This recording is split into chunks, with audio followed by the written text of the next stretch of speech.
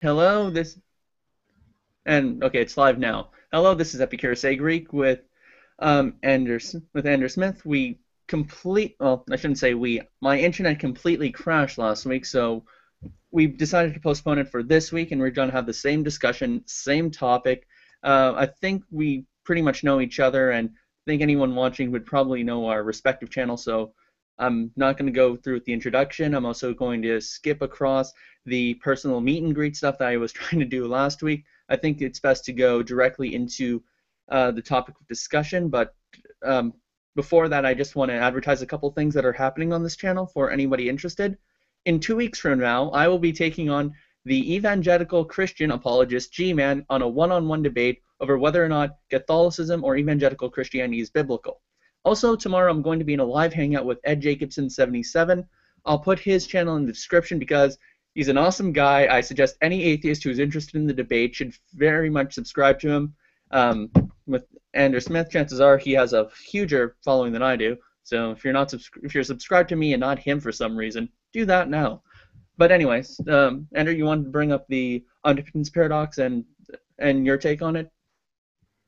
Yes, as you know, I don't actually Mm, use the omnipotence paradox ever as an argument. I've just recently started defending it against objections that I don't think work, mm-hmm, like what Derez tends to say about it. mm-hmm, Um, I've been looking for a definition of omnipotence that a philosopher has created that is immune to all the different objections. mm-hmm. I haven't found one that I'm really satisfied with, but I don't see why there couldn't be one. I think that the definition of omnipotence, I never define it for the theist. I never say, oh, omnipotence has to mean the ability to do everything. I think it's up to the theist to define it, and all they really have to do is come up with a definition that gets around all these weird paradoxes and satisfies the fact that God can't do evil. Yep, Um, that perfectly. I would completely agree with you. That should be the main prerogative of the theist, and then afterwards, the objection should come across. Hey, Jimmy. The basic point of, and that's basically the point of analytical philosophy or theology. It's to come up with these points that are impervious to objections. And I've actually read up more on the subject, and throughout Christian tradition, it has swayed a bit with some people like the alchemist taking the position that God could do literally anything, including violate the laws of logic if he so chose to do, and he could also change the rules of morality, and that would become moral. Although that wasn't really tenable, and most people didn't care for it. And going even closer to the 20th century, the Catholic philosopher Peter Geach also came up with 5 layers of omnipotence. Said, "Screw it, let's just call God Almighty. He's more powerful than anything else, and that's just the position we're going with." Although I've lately been looking into the Catholic Encyclopedia, and they've also given a nice definition given by a former theologian, I think in the 20th century, Hugh of St. Victor. He said, God is almighty because he cannot be powerless. So basically, from this, we kind of get a notion of God not being able to fail at doing whatever he so chooses or directs at. So let's say, so when we describe something as not being able to fail, this kind of sidesteps notions of could God create a rock that he could not lift? So let's look at the notion of creating a rock and not being able to lift it.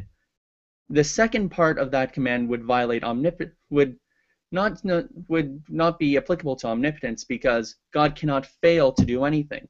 So if you say I can make a rock I can't lift, you're saying I can just fail at doing something. So it would not be describable to God. It doesn't work as a one action either, creating a rock with an intended effect.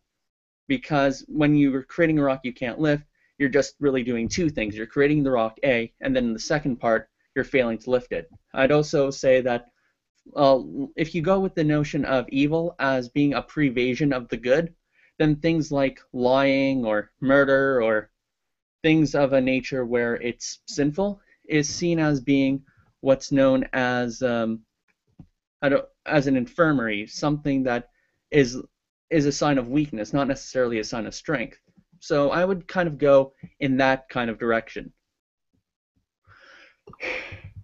yeah, I don't really have a problem with you're going to have to do something to get around the problem of God not being able to do evil. And Hmm. if you just say that like doing evil is weak or something, or is not what a powerful being would do, I don't really have a problem with you saying that. Hmm. It does sound a bit self-serving when it's like intentionally defined, like what Animating Rebel does. He says God can do anything consistent with a perfect nature, and of course, a perfect nature is just God's nature. So Hmm. it's Okay. not really a helpful definition. Hmm. But I think that might be one of the better ways to get around that problem. The account I've been most interested in is Thomas Flint's definition of omnipotence, uh, which it gets around the problem with the rock. The rock paradox is probably the easiest one to solve. Like I think you solve it by saying, that you would just be, limiting your power. You'd be making yourself not omnipotent if you were to do so. Hmm. Um, anyway, where was I going with this? Thomas Flint's definition. You were, I think. Um, yeah, Thomas Flint's definition is technical. There are some objections to it that are raised by the Stanford Encyclopedia of Philosophy. Hmm. Um, so that's basically why I don't really like it, because I've seen those objections to it. I just like that it gets around the problems that Derez can't seem to grasp. Like when you say that God can do whatever He wants to do, like if He wants to do something, He can always do that thing, or if He chooses to do something, He's able to accomplish that task. Well, I could just define a being as essentially only able to think about green beans, and that's the Hmm. only thing He ever wants to do, and He always does that in all possible worlds, and that would satisfy that definition of omnipotence. So, but clearly that being shouldn't be considered omnipotent because he can only do one thing. So it has to be more than just being able to never fail at the act that you are trying to accomplish, because it could be that you only try to accomplish one superfluous thing. So that's what I think. That's actually interesting because Animating Rebel brought that point up to me where I was trying to define omnipotence in our last attempt at Hangout. Except he used a character named McEar or Scratchy McEar who only wants to scratch his ear. And I'm like, oh, wait, how would I get around that one? So I actually think that's the comment that kind of pushed me to keep thinking about this a bit further. When it comes, so yeah, it is a fairly interesting problem in terms of definition, and you do have to have you do have to be analytically rigorous in terms of uh, trying to define it. So let's see. I was going to bring up another topic that's kind of related to the omnipotence paradox because we actually use this kind of notion that God can do whatever it is within His nature, and we kind of think of nature just being as a descriptor of God, whereas if one looks at other forms of philosophy, there's kind of or I believe it's called a composition form of philosophy where metaphysical things are taken to be parts of the object. One actually realizes that there's more than one notion of nature. So, for example, um, in Aristotelian terms, or even in Platonic terms, there's a notion of universal. So, if a particular thing is part of a universal thing, then it's just a member of that and shares in that nature. So, me, you, Jimmy over here, the audience watching are all humans. We have kind of a shared. I sorry to interrupt. Oh no. I don't really I don't really do the whole universal thing. I don't believe in universals, and I think that the Mm. ones that you're going to try to put me in are probably going to be arbitrary. Like Oh no. human is a Uh, blurry, is a species. It's not mm. very well defined. Oh no, I completely agree. Yeah, that's a position known as nominalism. That's basically where you think that everything is basically a particular, and the only universal is there are no universals. And that's a completely reliable position to take. I'm just saying that there's multiple notions or ideas of what a nature is. So basically, as I was saying, we have that universal kind of nature where our nature is purely where our nature is something that's shared among a group, whereas other beings such as angels and God do not have a universal. Rather they are both. An angel is one particular and one universal at the same time. Each angel belongs to its own kind, if you will. Just to take it away from the creationists who do not know what they're saying when they use that term, and also God, who is himself not, who is his own nature. He's the only one who we can properly say that about, whereas other people who are sets of other things have their own kind of nature, if that makes any sense. Um, so when we say God's nature, we should also define that because that also can have multiple metaphysical entailings. Yeah, I guess I could use a rigorous definition. I think usually people just think of it as God's properties, Hmm. and so then they apply the same reasoning to a person. They think about that specific person's properties and realize, well, they can only do what's consistent with those properties. Um, Other people like Derezd will say that, well, it's logically possible for you to run 100 miles per hour or something, Hmm. but you can't do that. So there's something that is consistent with your properties that you can't do. The problem is it's actually not consistent with my properties to run 100 miles per hour right now. Hmm. I can easily prove that. He thinks it is just because he has changed the task to running 100 miles per hour in a world designed for me to run 100 miles per hour, but that's obviously not the same task. He's comparing two different tasks. Um, and the fact is, if the world were designed for me to be able to run that speed, I'd be able to do it. So there'd be no problem. I'd still be able to do whatever's consistent with my nature. So I don't think that's the correct way to go. Hmm. Occasionally, people will just get like a quick definition out that says something like God is the most powerful being that exists. And I actually think that's not that bad. Like I think that's it's not a very detailed definition, but I think that that works okay. I mean, it gets around a lot of problems. Hmm. Um, And and that is the position Peter Geach takes himself, or took. He passed away just this year, in fact.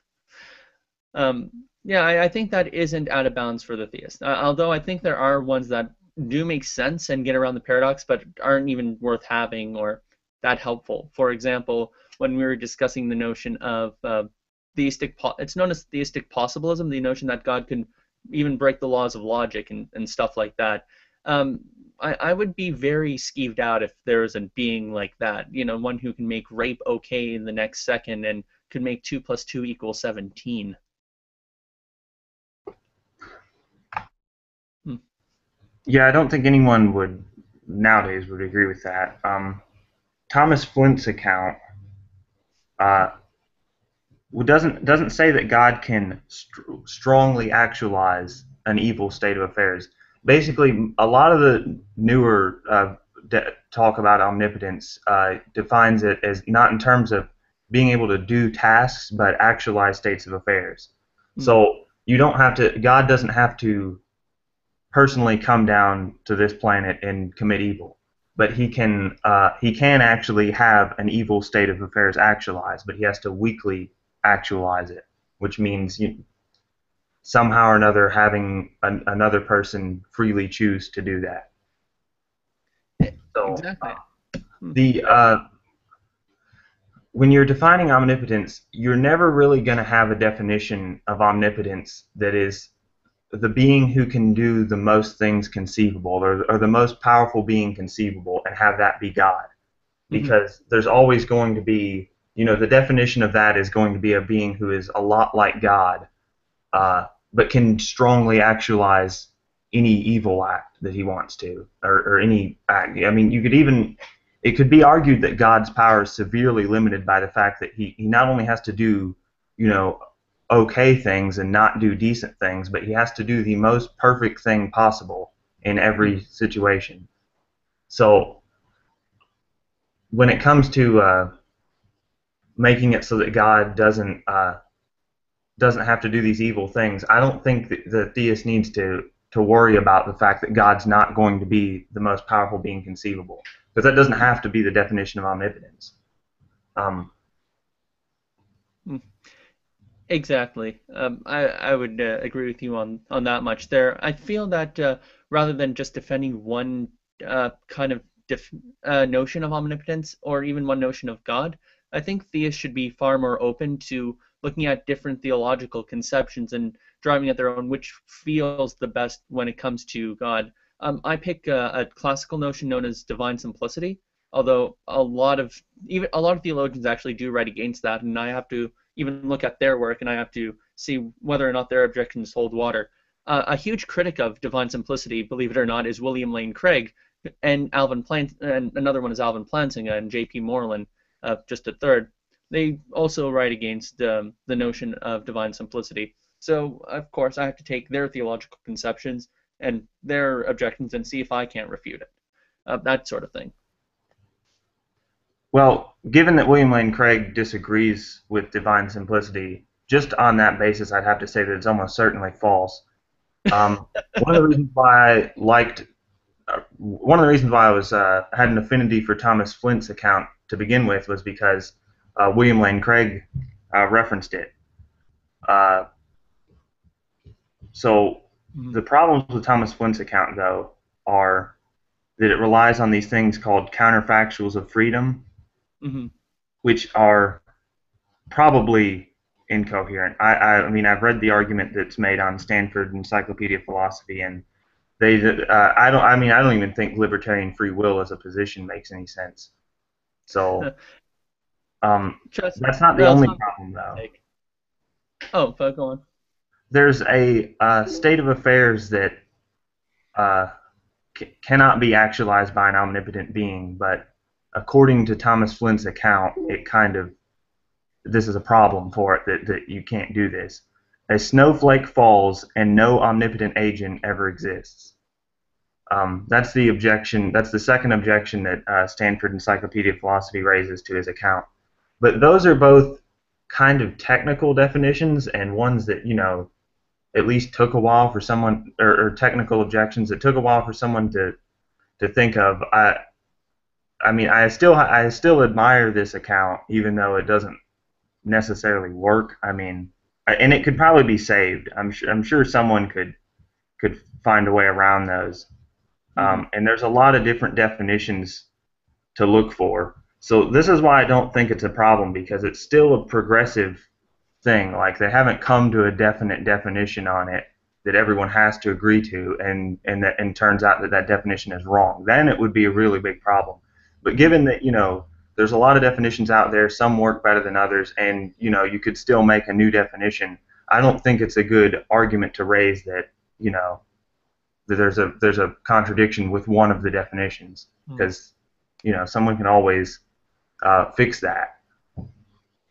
Exactly, and I think even Anti-Citizen X in one of his comments to me said, "Look, it's not supposed to be this silver bullet all defeater for theism. It's just supposed to say that how people usually define it is incoherent." And I think even he gives room for that one. So yeah, I don't think anybody should be married to just one conception of omnipotence. I would agree with you on that one. Plus, I would also say that when you actually, I'd have to ask, when you say counterfactual knowledge, do you mean something like Craig's Molinism, where God knows about counterfactual states of affairs? Um, uh, the Molinism was created to reconcile people being free with God being omniscient, right? Correct. Yeah, this isn't the same thing. Hmm. I'd like to find just a simple definition of what that means. Um, Oh, basically it but means. I'll give you a counterfactual of freedom, like an example of one. Oh, definitely. Um, if Jessica were offered the grant, she would freely decide to accept it. That's Hmm. an example of one. Um, and Thomas Flint's account requires that those make sense, and some people think those are nonsensical. So that's really the problem there. But it doesn't really. It's not saying that. It kind of looks like it's saying that God knows what she would do. I guess to go with the Molinism thing. Um, Oh, yeah. Hmm. I think there's a problem in the wording with it, honestly, because it says it says she would freely to decide to accept it, and the reason why I don't like that wording is because it's saying that she can't do otherwise. If you can say what someone is going to do, Hmm. then they obviously can't. They don't have another option, or you would have to say they might do this or they might do something else. You can't just state what someone's going to do and still say that they could do something else. That doesn't make any sense. So I I, disagree with the word freely being used there because it's not free in the libertarian sense. I agree too. Personally, with regards to libertarian free will, I'm a compatibilist. I don't take libertarian free will. I too think it's untenable. I don't think it, and I think short of, and I think it's incompatible also with theistic notions. Plus, it's never. Plus, if you look at the history of Christianity, it's never been the accepted definition. People tend to be compatibilists, not libertarians. I think it wasn't.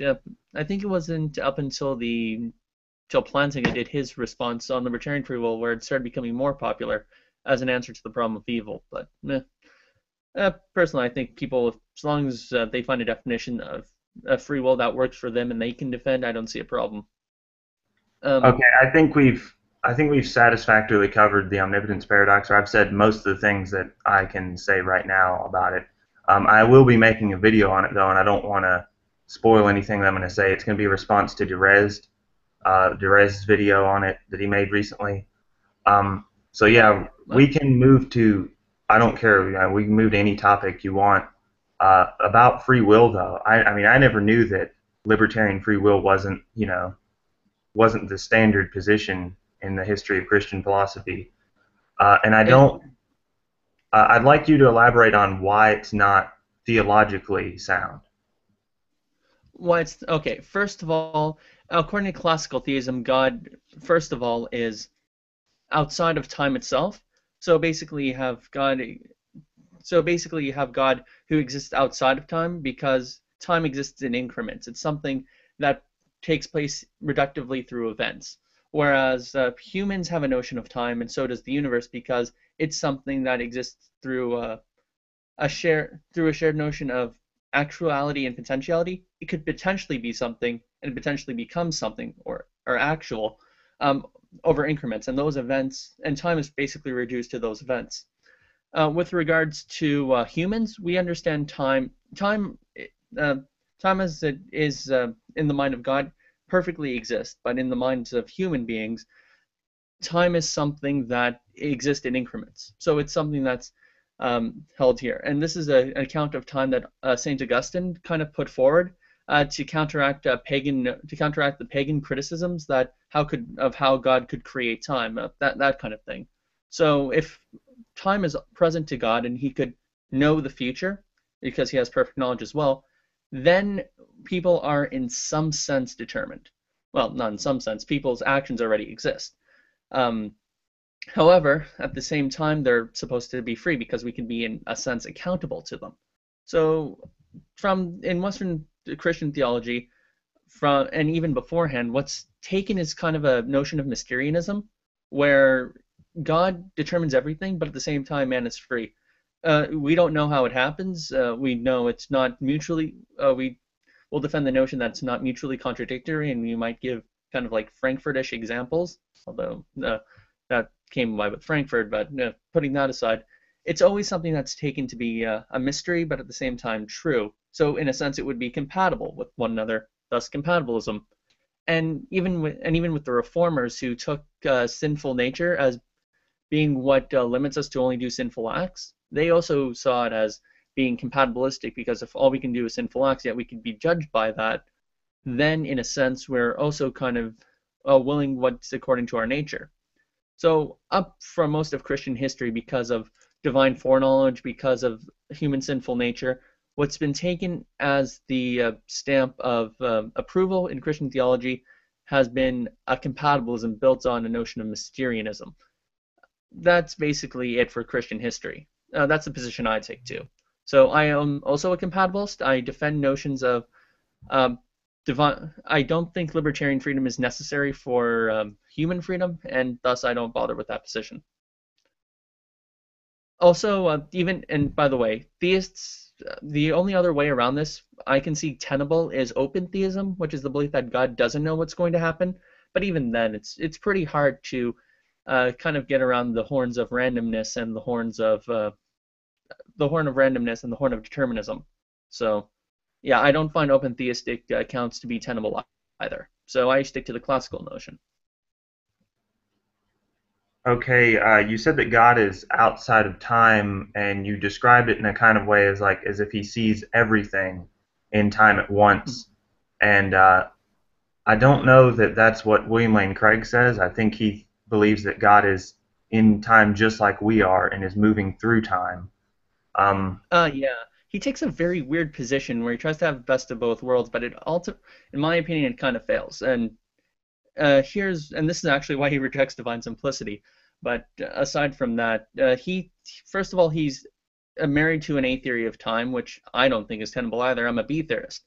Secondly, um, and his second problem is by saying that God creates time and God comes into time. That itself kind of needs a period of creation, which kind of uh, gives us an infinite regress. So God creates time, but creating requires time. So God creates time again, and so on and so forth. You're either going to need something like similitude, absolute similitude, which uh, seems logically possible, but but metaphysically tough to pull off, especially considering what we know in science, first and foremost. And second of all, we also have a bit of a problem um, because if God is technically in time, then there's something that has influence over God. So in a sense, God is giving his power into something else, which doesn't work in my opinion.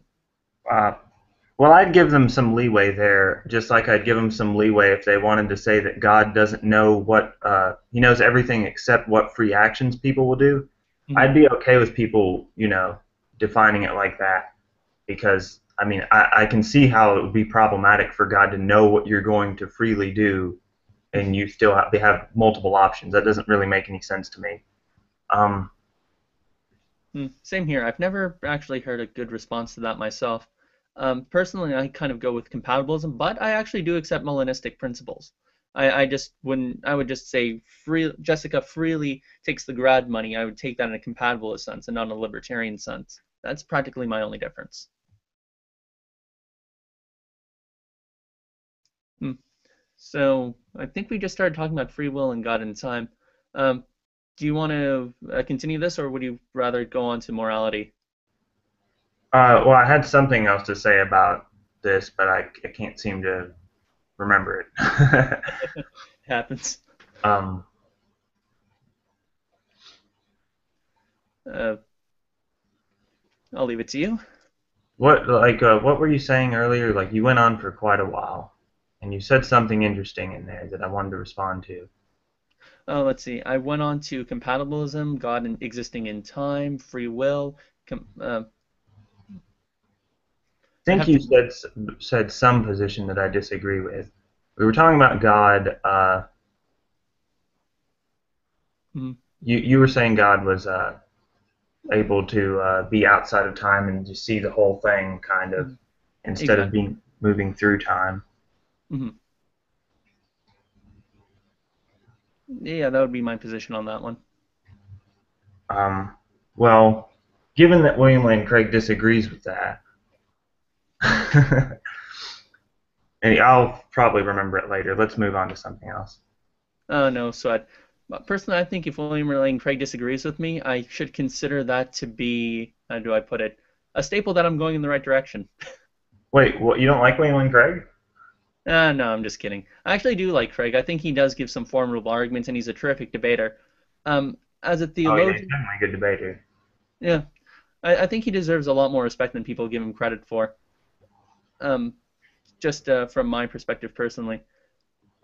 On the other hand, although he does tend to have a sticking to what's known as proper basicality, which I don't think does a thorough enough job of explicating your position. So, Oh let's. wait, I know what it was. You Okay. mentioned how libertarian free will kind of came about uh, with Alvin Flanagan, the free will defense. Yeah. Um, what do you think about that? Because I mean, if you don't believe in libertarian free will, you don't use the free will defense. Well, actually, I've heard some. There was one interesting formulation I've heard of a compatibilist version of the free will defense. Although it's not one I can remember offhand here, but I kind of use what's I kind of use, and I can point it in a direction where I have used what's known as what's his name, John Hick's soul building theodicy. I kind of see it more in that kind of angle as opposed to a libertarian free will defense. So I use theodicy. Plus I've actually been acquainted with Alexander Pruss's defense, which basically works along the lines of there needs to be increments of good and evil in order for finite creatures to understand the difference in a fuller context. And I've also been toying around with Eleanor Stump's what's called a narrative defense. Basically, God enacts the perfect narrative for man, for humans to possibly see and understand him with, wherein no other possible world would have it without evil. So these are the kinds of. So I'd stick to more theodicies as opposed to defenses. To theodicies as opposed to defenses. I don't think you necessarily need Alvin Plantinga's free will defense. And while it was a staple, while it was great in its own time and did suffice as a temporary response to John Hick, I'm not John Hick, to J.L. Mackie, I don't think people should be committed to it because even though they're a minority, there is a good minority of philosophers of religion who hold to a compatibilist notion and make it work for them. Paul Helm is a terrific example of this. Yeah, I find it strange that Alexander Pruss has his own unique response to the problem of evil when he believes in libertarian free will. So you'd think he'd run the free will defense just fine. Yeah, I think you should. I think as long as you can make more and better responses, you should. I don't think people should just settle for one response. They should. I think the best thing you can do is think of additional responses you can make and throw those out as well. I don't think. I think there is more than one way to solve a problem. Yeah, I never use the problem of evil either. By the way, that's another just kind of common argument that I don't like at all. You will never see me use that or the evidential problem of evil. I think the evidential problem of evil might be the more accepted one in philosophy now Mm, because the logical problem of evil, if there's just one way, that could go wrong, then, I mean, the argument falls apart. mm, So, but the evidential problem of evil, I don't like. I don't like the way Stephen Law does the evil God problem thing. mhm. Have you heard of that? I actually have, and I think one of the best responses I've heard is from Edward Fazer because, how do I put it? Edward Fazer is a philosopher who's very good with responses. Plus, he's a total jackass when he gives them, which is kind of funny to see. Plus, he's kind of been my philosophical influence in Catholic philosophy, and I kind of appreciate him for that much. Basically, what I've seen him do is just attack his notion of basically just attack the coherence of the evil God notion. And he, for some reason, after even though Stephen Long grants that okay, fine, it might not possibly be coherent or make sense, but how do you refute it? Which I think is kind of a crazy response. Yeah, that makes absolutely no sense. I think the evil God is perfectly coherent, but I think the way William Lane Craig addresses this works perfectly. He just says um, that there could be all the defenses for an evil God, like that there's good in the world. Because he put that there just so you recognize how much evil there is. Like all those work, but there's no reason to think there's an evil God, and there are reasons to think there's a good God. Like you don't establish whether God is good or evil, in William Lane Craig's words, by an inductive survey of the world. Hmm. And that's kind of what Stephen Law is assuming. He's saying like that there could just as easily be an evil God because there's a lot of evil around us. And Stephen Law, the problem with his argument, his evidential problem of evil, is he thinks that we can just look around, see evil, and say that that just disproves that there's a good God when there's not really like there's not a good case there. I don't see how you can make that argument. Like where do you draw the line? How do you determine how much evil there has to be before there cannot be a God and before there could not possibly be an explanation for it? It's just an impossible argument to make, I think. I think I'd agree with you on that much. And we have and we have another guest, Sup Yoda, or as everyone else knows you, the realist nihilist. Can you mute your microphone? It's just making some noises. Uh, I'll just mute it and No, I'm talking to the realistic nihilist. no, no, I am. I'm saying I'm muting his microphone, and if he wants to talk, he can unmute it. Okay, and I, I think it's muted.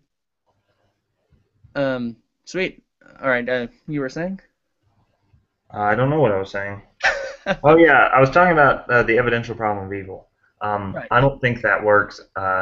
I don't because I don't see how you can make the claim that there's too much evil. Like, how do you what is too much? How do you define that? Like, it just doesn't work. Mm, exactly. Plus, you could always take kind of the skeptical theistic notion of, well, you're not in a good place to know. God's in a better place to know.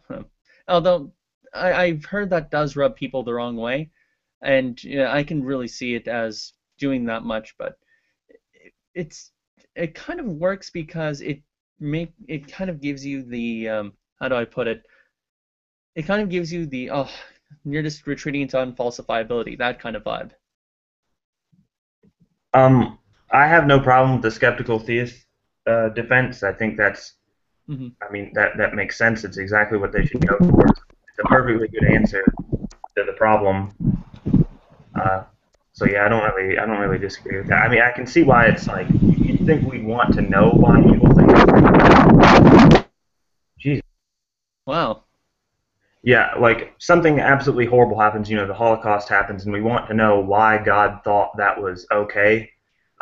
Why do we need to know? I mean, it could lead to a greater good, and I mean, so what? It could be that if God tells us why it was okay, then that fact alone will lead to something worse happening. You know, so I think the defense makes sense. I don't have a problem with it. Mm. Since you talked about arguments you don't like using, care to share the ones you do like using? Let's see, arguments against. I have a list of arguments against theism. If I can find it really quickly. Uh, Um, Take your time.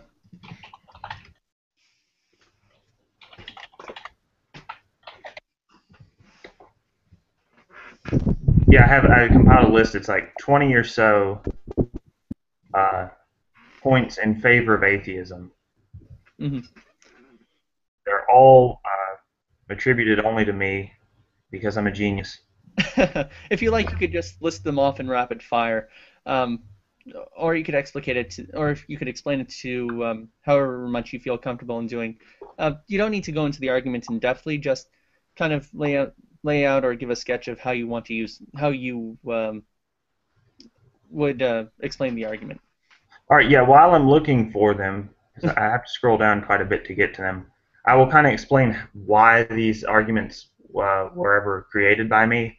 I Mhm. can remember a day where I was reading Derez83's comments, and he was doing the thing he typically does, where he says that atheists don't read anything Plantinga says, they don't read any philosophy, they just say things that Richard Dawkins says and stuff like that. You know, the typical thing that Derez claims.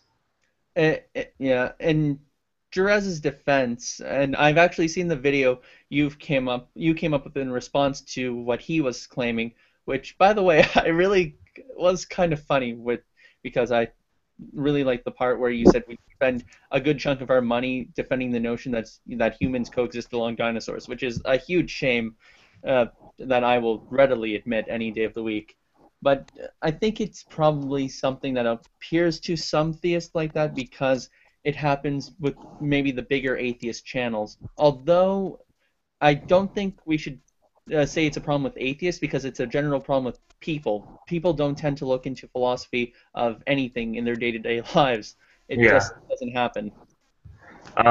I mean, I'll immediately admit that the atheist community on YouTube is a complete cesspool. I mean, that's anyone, 5 minutes can tell you that. So I don't think he's making a point because so is the theist community. Because if you look at some of the main theist channels, there's people like Venom Fang X, Nephilim Free, PP Simmons, just reprehensible, terrible people that are even worse than like Bionic Dance, if you think about it. Like the worst theist channels. I mean, Mm, I'll give um, you that. The people you listed, I'll give you that much. yeah, Especially I'll Nephilim, give. especially Nephilim free. I uh, have 20 arguments here. All uh, of them are sound. Uh, some of them are, as I'm looking at it now, some of them appear to be written terribly. But I'll just go through them quickly. When I'm done with all of them, you can tell me what you think. Starting with the first one, this comes wait, from Richard before Dawkins, actually, the best argument he ever made. before you go on, Science, before you what? go on to make your arguments, though, when I respond, I hope you don't think I'm going to go into a full refutation of Oh, everything. I don't mind that at all. I mean, it's too much for any person to handle. So, starting with the first one, this one is from Richard Dawkins. Science is wonderful, religion is not wonderful. Argument number two: no experiment has proven God. That's just a fact. Three: God does not make accurate predictions. Four: religion does not increase our scientific knowledge. Five: God has never been observed in laboratory conditions. Hmm. Six: believing things for no reason is not smart. Seven: logic, reason, and rationality. I understand that's like not even a complete sentence, but never mind that. Eight: our brains have evolved to find patterns. Nine: morality is subjective. 10. How do you solve the problem of induction? With an inductive argument. Science. It works, bitches. 11. We're both atheists. I just go one God further. 12. This is the best one. This is the defeater of theism. If God is uncreated, then who created God? Oh, you're killing me, man. Keep going. 13. None of the arguments for theism are compelling, therefore God doesn't exist. 14. It is scientifically impossible to walk on water. And 15 is my favorite version of the omnipotence paradox because the omnipotence paradox will usually say, can God create an elephant so big that he can't lift it? And the reason why I don't like that one is because it's actually logically possible to create something you can't lift. There's nothing inherently illogical about that. Hmm. Um, so I've rephrased the omnipotence paradox to say, can God create a married bachelor? And since he can't do that, he's not omnipotent. Number Logically false. 16, morality is the product of biological evolution. Hmm. 17 is my favorite argument I've ever made because it applies to most things.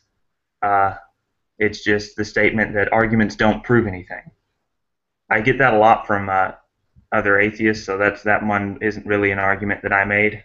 Um, yeah, you'll hear atheists say that philosophical arguments don't prove anything, and so yeah, that's basically where that comes from. Exactly, by 18. using a philosophical argument. 18. God was once thought to be the source of rainbows. We now understand rainbows. Therefore, God doesn't exist. 19. This one, I like to say that I made it, but it's actually one that dark matter made. Cosmological arguments don't prove Jesus was born of a virgin. And that basically refutes every cosmological argument. Hmm. And 20. Why is God an old, white bearded sky daddy? I've never So been there able you to go. reconcile I've given one. you 20 arguments for atheism. You can go ahead and respond to those. To be Okay. fair, number 8, which was the pattern recognition thing, I think that is good if you're trying to like refute like intelligent design proponents specifically. When you have people who say, oh look, with like DNA or something. Just that we do try to find patterns in certain things, but I probably should explain why that's there. About our brains recognizing patterns, that's something that Michael Shermer and other people say to explain why we have religion in the first place. Hmm. Like, why would anyone believe in God? And they build it up on some kind of psychology thing that says that we recognize patterns. But the reason why it's in the list is because it's not actually an argument. Yeah.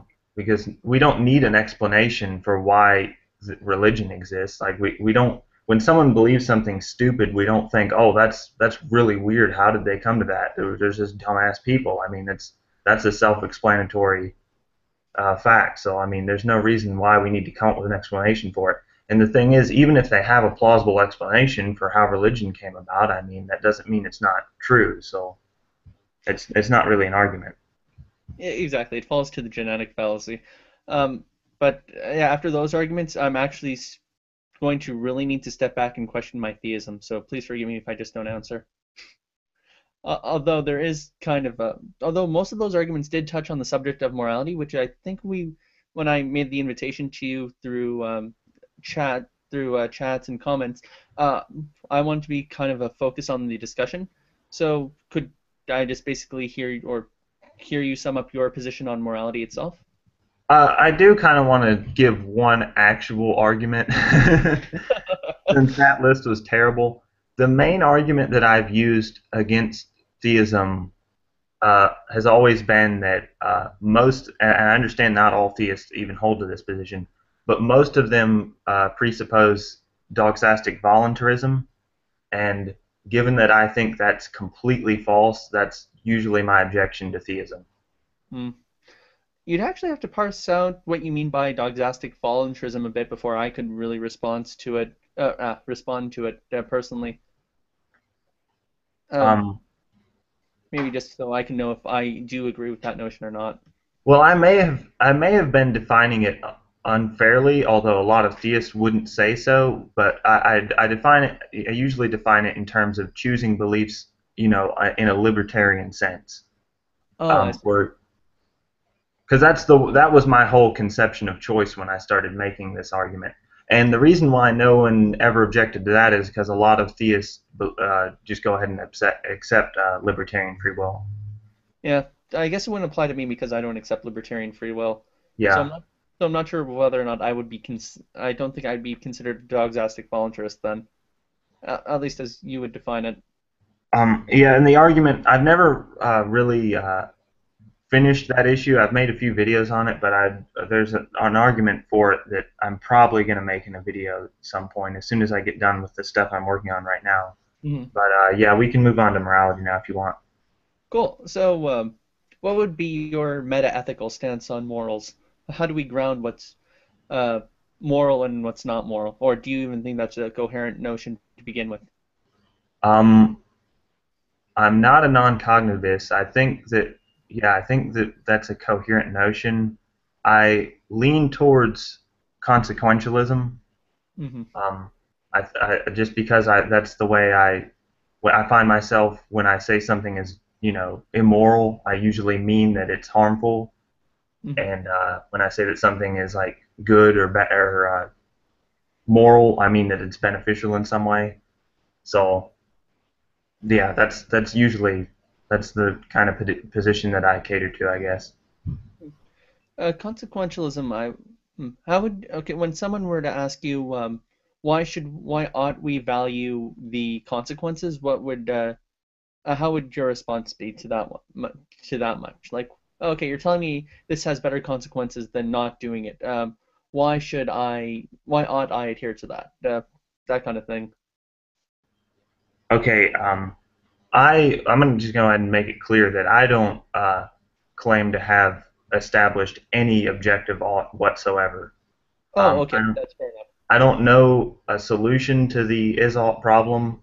I know that Sam Harris, although he says he's not even a consequentialist, but he does claim to have solved that problem in a way and doesn't really think it's a real problem. And although he doesn't say he's a consequentialist, his morality completely revolves around well-being. So Yeah. if he was right, then I would be able to use his argument basically for my own view. But I don't really know what his solution is. Like I haven't read his work mostly just because I've heard that it's terrible. It it kind of is. If I could just be frank about how I view the moral landscape, I think in Craig's debate with Sam Harris, he does do a good job of highlighting one of the main issues in terms of identity, highlighting how well-being is identical to the good. Um, and not only that, but Sam Harris does not really pay attention to the discussion on the topic. For him, he tries to liken it to health. He says, "Look, if we can accept that there's an objective to health, then there's objectivity to health. Then we can say there's objectivity to morality. However, he doesn't even establish that there's objectivity towards health. Personally, I have seen good atheist responses to this. That do Personally, if I was just to be an atheist, how I would define it would be more or less like a social contract. I think it's a testament to intersubjective values within some society that people abide to by even participating within that society. It's an implicit so it's something that's implicit. It's something we all hold the shared value to, and something we we draw upon when participating within our social grouping. So it's not objective or purely person relative. It's more along the lines of an intersubjectivist contract. And by the way, subjectivism doesn't need to be held in the same level as kind of like non-cognitives. Well, when we say that something is good or bad, we're just saying something adheres to the social contract. And I think that's actually a perfectly plausible way of looking at things. That's how I would kind of see it. Um, I I'm actually surprised more atheists don't go in that route. In fact, there's a YouTube user who doesn't make too many videos anymore, but back in the day he was pretty well known. Sisyphus Redeemed. He actually talks about this thing. He actually does talk about the subject quite a bit, and I think he does bring up a pretty good defense of it. I've watched his videos on morality, and I don't really like him because he holds to virtue ethics, which never made sense to me. And the other thing I don't like about, yeah, the reason why I don't like his virtue ethics is because he establishes what a virtue is on the basis of what consequences it brings out, which to me is just to admit that consequentialism is true. So, I'm actually also partial to virtue ethics. Basically, it's kind of a middle position between consequentialism and deontology. Deont and it makes it relative to the to the person herself. So the person she'll let's call her so the person she has virtues that extol her humanity in some way, shape, or form, and those are the ones she takes. So this is so again we're kind of uh, not really establishing the I actually have to establish the connection between how I view meta ethics and how I view ethics or applied ethics. So I actually do hold that universals exist. Well, I actually hold that universals exist. I think there is such a thing as humanness, and it's a universal property that's held um, between humans. And while that exists, we also substantiate it in some way, shape, or form because we all share the universal property of being rational animals and social animals. So whatever substantiates these properties the best, whichever contribute our to our rationality or helps us substantiate our rationality and our socialness and that kind of thing is essentially what is good for us. So with virtue ethics, we kind of reflect on these properties and we kind of reflect on which ones reflect these uh, these particular properties or way of thinking the best. And this is how I kind of sidestep the whole falling into consequentialist thing that Sisyphus Redeemed does because he doesn't ground his morality in what's known as natural law. He grounds it more along the lines of a social contract, which basically falls to consequentialism anyway. At least that's how I kind of view his take on the matter. yes, it does seem to be more or less just consequentialism. It's just kind of like a more vague version of it because he has these virtues that are just derived from the consequences they bring about, Hmm. um, which is kind of the only way he can do it. I mean, you can try to ground your virtues in universals or something. Hmm. Um, I think that's harder to do though. And so yeah, he's got a decent idea of what a virtue is just because he's already admitted consequentialism, which makes his whole thing useless. But I don't see what the purpose of it is because you're still going to have virtues conflict with each other, and like what does that mean? I mean, it doesn't really get around that very easily. I don't think it's his view is very well thought out on that. Yeah, if you actually study the Nicodemean, I really don't know how to pronounce this, but the Nicodemean ethics, which is by which Aristotle wrote, he himself ties ethics into his whole like worldview framework. So Aristotle also held to universals. He also held to Final causality, for example, his notion of causality is much more expensive than simple cause and effect. So in terms of that, I think by separating Aristotelian notions of virtue, you're from the whole worldview or background, you also have that much to look at. You also have to look at what you're taking away from Aristotle, and how are you going to replace what he's founding his take on ethics from.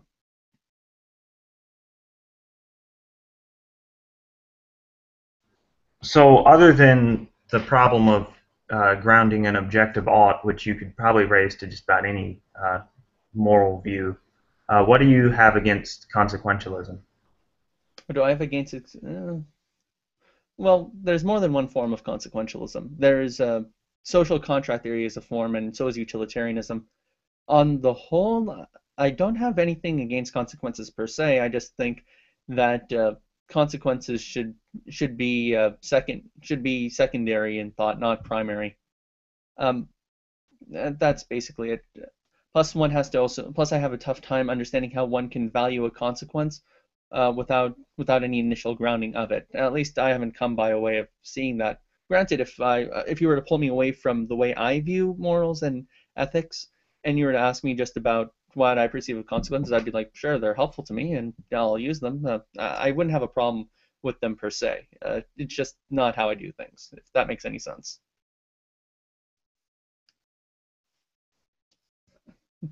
Yeah, one objection I've been dealing with is the notion that consequentialism doesn't really provide us with a way to, make decisions because it's not really practical or even possible to do like a utility calculus right before you do any act. Mm, See, when you're talking about the consequences of an act, you don't actually know the consequences of any of your acts hmm to certainty. I mean, uh, especially going out into the future, like when I stand up from this chair, what is that going to cause 700 years from now? Like, there's just no way to know the actual final output of whatever your act is. Um, hmm so basically, the way to get around that is just to say that consequentialism doesn't claim to provide, some kind of way to determine, what action is the best course in the middle of making a decision. Um, or Would to would say you that you can do that, but you have to look at just the immediate consequence, and you can't go extrapolate further than that. would you say it's good? Would you object to someone describing it as a helpful fiction? Because I don't really see any problem with that term myself. The notion of helpful fictions. It's not something I see as necessarily derogatory. I think that's in terms of how you're describing the best way to look at how we can see consequences as being a helpful fiction for us in terms of us kind of understanding where our actions are going to lead. I don't see helpful fiction as derogatory because some people have said that mathematics is a helpful fiction, and that view certainly makes sense, although I wouldn't say that mathematical statements are necessarily false, like 2 plus 2 equals 4, and as Mhm. some fictionalists would.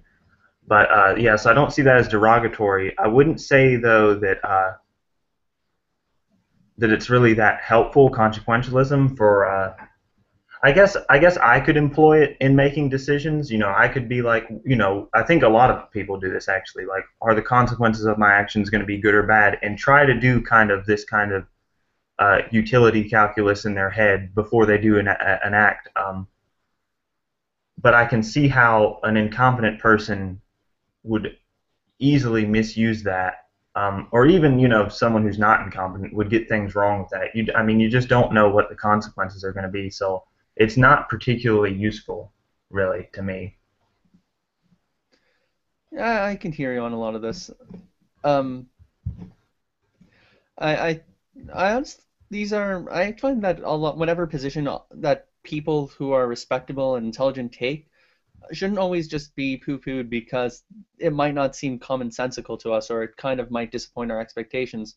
I think when one is honest enough to think and reflect on these things and be intellectually intelligent with themselves and intellectually honest with themselves, I think really that's the best we can go with on in terms of understanding these things. If we could help point out misunderstandings or probably bad ways in terms we're talking to one another, I think that's also helpful because that's also another thing with dialogue that's very resourceful. You could always just ask someone, hey, what's wrong with the way I'm seeing this, and kind of vice versa.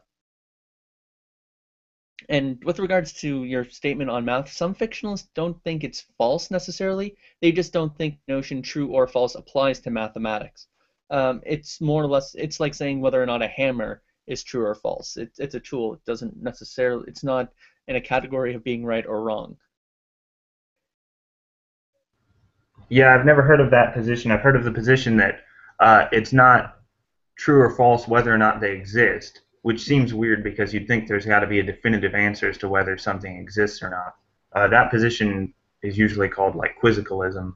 Um, Fictionalism in mathematics is a type of nominalism, and nominalism is the view that the objects don't exist, and fictionalism, as I've seen it defined, is the view that not only do they not exist, but any statement employing them is false Mm-hmm. because simply because the objects involved don't exist, and if the statement were true according to what's it Quine's criterion of ontological commitment, if the statement were true, that would mean that the objects exist. So that I mean the statement can't be true. Uh, so that's how. Not, I understand not all people who call themselves fictionalists say that, but I think that's, as William Lane Craig says, that's the way they should define it because that's what the word it means. Mm. I've also heard instrumentalist being another way people describe themselves too. I think that one also works, uh, at least as far as I can tell of it. Yeah, So, my okay. favorite type of nominalism at the moment is figuralism, which allows you to say that statements involving abstract objects are true, but they're figures of speech. So the objects don't exist, but there's still some truth to the statement. Hmm. I see. Could I probably implore this in kind of a way of analyzing fiction? For example, if I were to say that Harry, if I were to say, for example, that Harry Potter is in grade, if I were to say Harry Potter went to Hogwarts, it would be a figure of speech because there's no person called Harry Potter who goes to Hogwarts. But it's true in the context of which we understand the referent Harry Potter and where he's going, that kind of thing. Some people have tried to do that with mathematics. They'll say that Hmm. it's false literally, but it's true within the story or within the fiction of mathematics. But and I guess that could work. One of the differences that's often brought up with mathematics, though, is that it's harder to think of it as something that you could just paraphrase out or just consider, a story than Hmm. than Harry Potter. It's not. They'll say that it's not analogous in that way. Oh, I see. Um, Do you think that kind of nominalism could be used in reference to kind of the moral scheme that you're trying to put forward or posit? Hmm. Well, the moral scheme that I've put forward is not really even complete, I guess, because I don't really like ethics really, and I don't. I'm extremely skeptical when anyone tries to get much further than where I'm at. So all I've really done is defined an immoral act is one that leads to suffering, and a good act is one that is beneficial. I've just simply defined it that way. I have no reason why one ought to accept that definition or why one ought to act in that way. Um, Hmm. You so it's not very complete, I guess. I think that that works for me. I mean, it's objective in the sense that at least I know what right and wrong is. It's not just based on my opinion. Um, mm, I as think long as that definition is to be accepted. But as far as where that stands in relation to nominalism, I don't really know how to answer that. no sweat. I think it might have been a bit of a malformed question on my part, so I apologize. Um, I'll Yeah, I also don't believe that people who hold to a more subjective view of more to not I shouldn't say subjective. I For you, would morality be person dependent or not, or would you try not to put your thing in that category? 'Ca-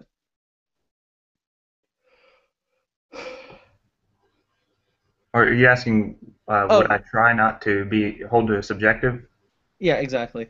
Oh Um, yeah, I am definitely not saying that my moral view is just you know equivalent to what music I like or something like that.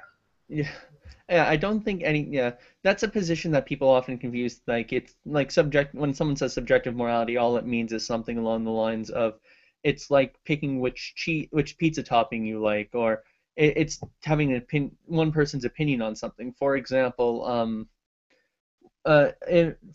someone could have an opinion that abortion is morally wrong, and wake up the next day and think, you know what, maybe I was wrong about that. Maybe abortion is right, because that would just mean that abortion is literally wrong after a nap, which I don't think anybody wants to go in the process of doing that. I think there's just so much to it to explain that um, what that a naive kind of subjectivism doesn't really adequately answer, especially considering that, like, I'm not sure about you, but I've caught myself just doing actions where I'm thinking in the back of my head, oh, I should not be doing this, I should not be doing this, I should be doing something else, but I'm continuing to do it, that kind of thing. And and I think like experiences such as that one kind of make me very skeptical in that position.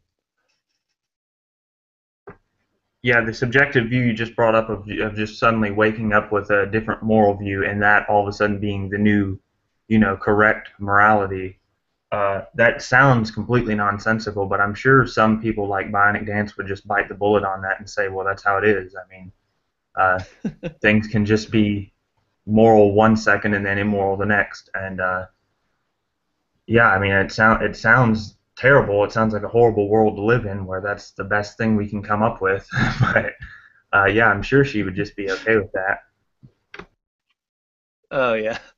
uh, uh, to be fair, she's okay with a lot of things that people should not be okay with, such as the fact that I'm speaking to you guys in cyberspace through an atheist. That kind of thing, I don't think anybody in their right mind would, in any sense, accept. Well, the air molecules you're inhaling right now are also atheists. No, that's true, and my seeing abilities and my comprehension abilities are also atheists. Oh, And Sam Butler's here. oh, finally, dude, I Yeah, named half hi. the thing out after you, and you just Did you show listen up. to the whole thing Oh, on you morale? did? How's it going? Oh, it's going well. Been a kind of busy day, so. Oh, no sweat. Considering that we're just in the middle of the topic of morality, care to share your opinion on the subject matter? Um, I think I'll listen for a while and see if there's something to respond to, if you don't Okay, mind. okay. I need something to give you to respond to. Atheists are all immoral and they like eating babies. Sam, respond. Yeah, I think that's pretty much been true from my experience. It's pretty Definitely. accurate. There are a couple exceptions, but I think I'm they're probably closet believers. exactly.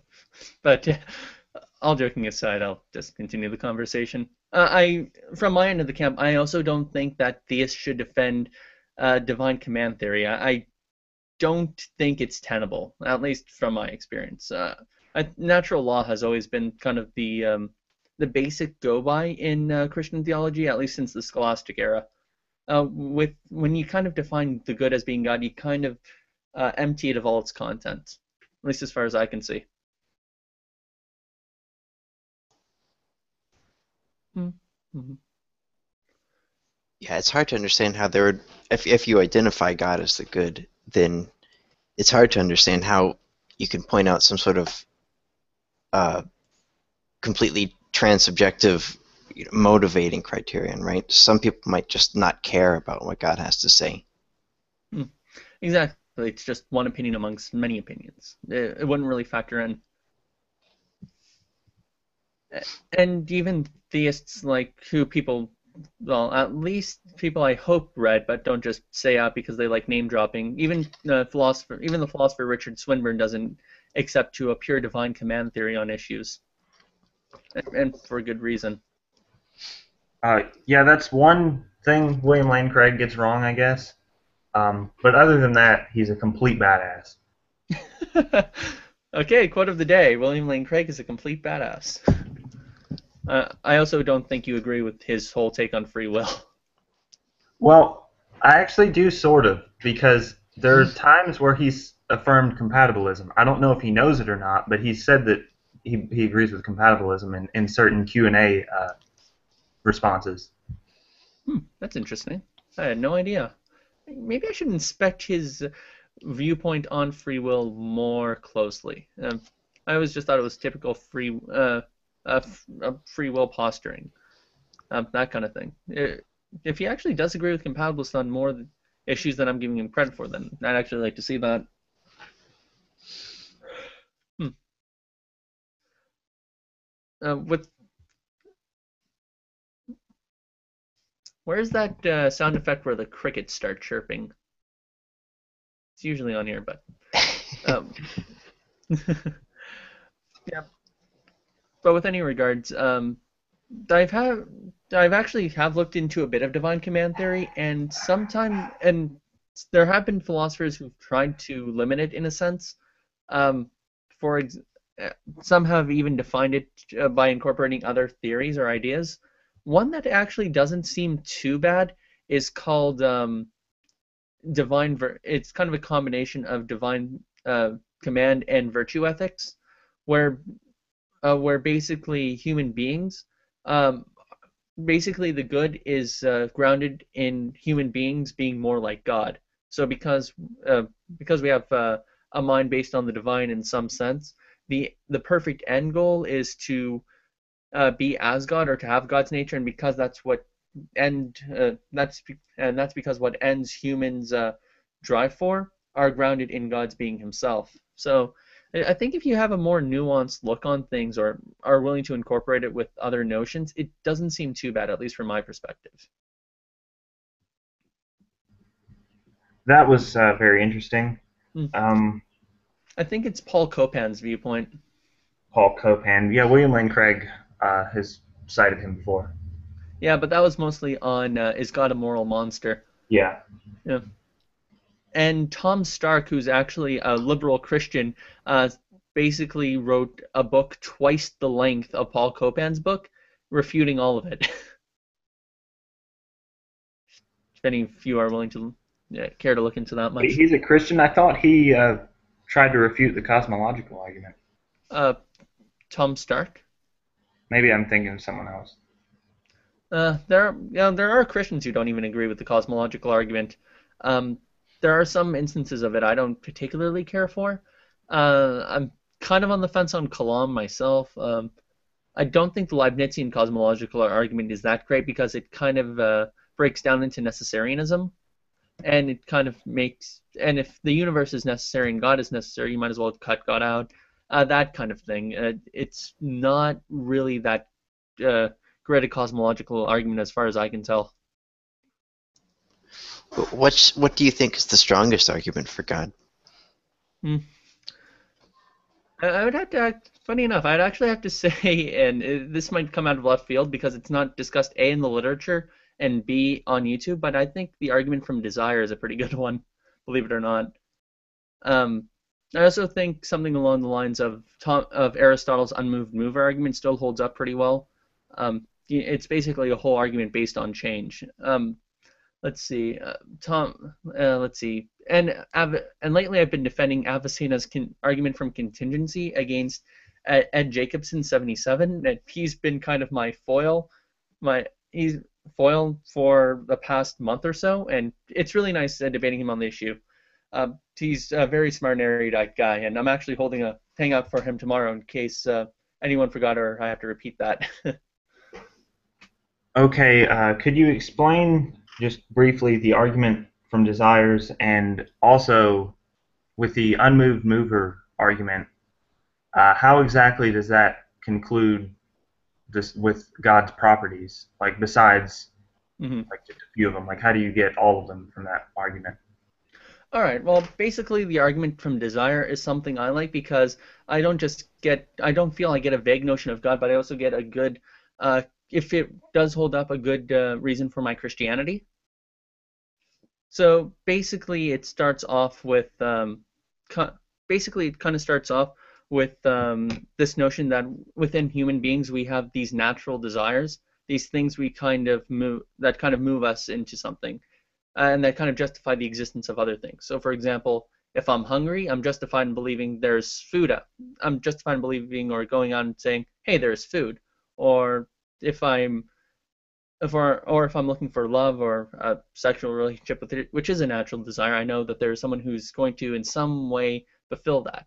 So basically, we start off with noticing that we have all these natural desires in us, and one natural desire for us, I would say, is something that even Freudians have looked at and tried to use it to disprove God, but I think it works in the opposite way, which is we have an argument for self-fulfillment or absolute fulfillment that nothing so far has been able to fulfill in time or space.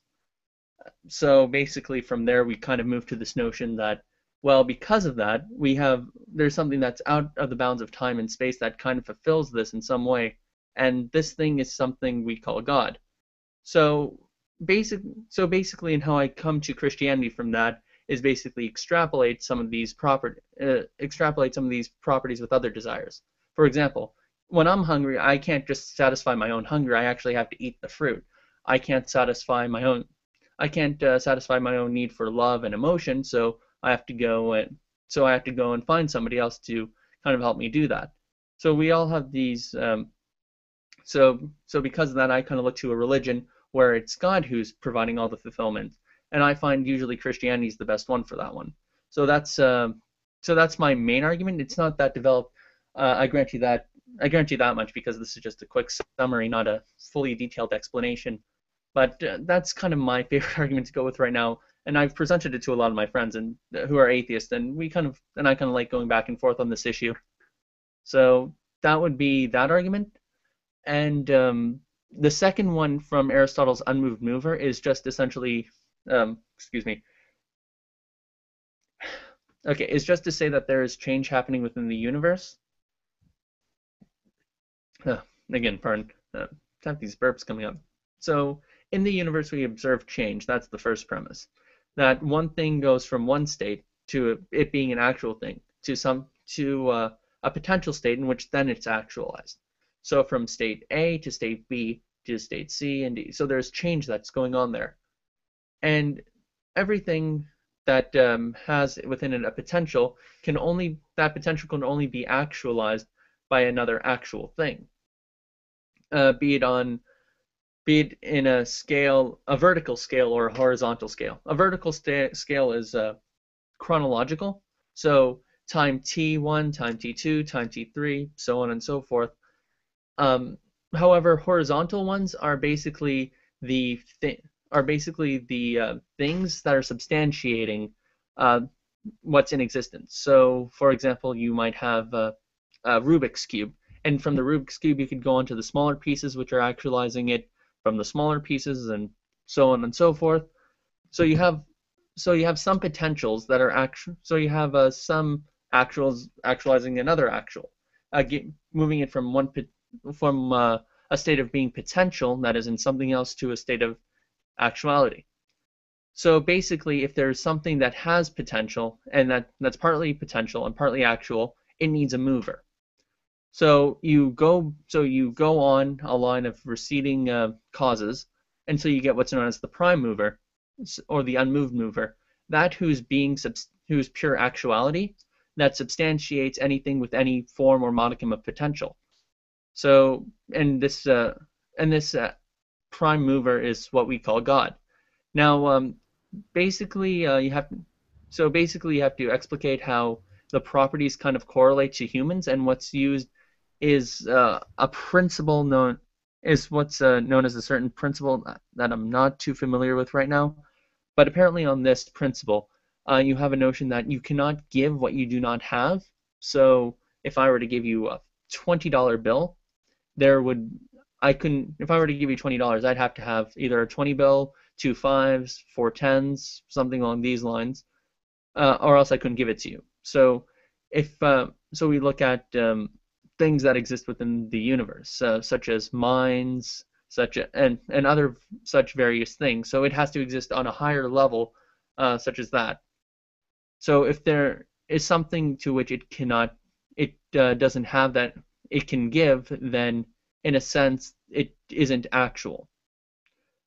So basically, we kind of come to this hierarchical scale of things that are in potential and actuality, where human minds are at the top, and that's something we can infer to God in not allegorical, in an analogous sense. I think I really butchered the explanation on this, but there's a No, that's fine.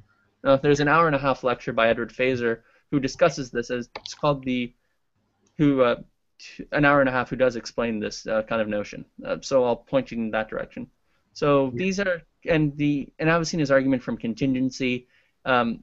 Basically, you could just look at my channel. I actually do a debate with Deconverted Man on this issue. So you get the properties of being personal and morally good from the fact that he's actualized this stuff, and he can't give personhood without being personal. Is that what you're saying? Yeah, remember, it's predicated on an Aristotelian sense of good and evil too. So when we see evil as an infirmity or a lack thereof of something, it's in some sense a potential, and it would be absent from what's purely actual. Oh yeah, I'll grant. Oh yeah, I'll grant that. So Yeah. yeah, I understand.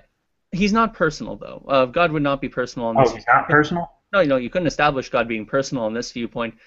He would be more of a deistic, unmoved mover kind of thing. He wouldn't be something you can have in any sense of He personal. change this as well, wouldn't he? He wouldn't have any potentiality.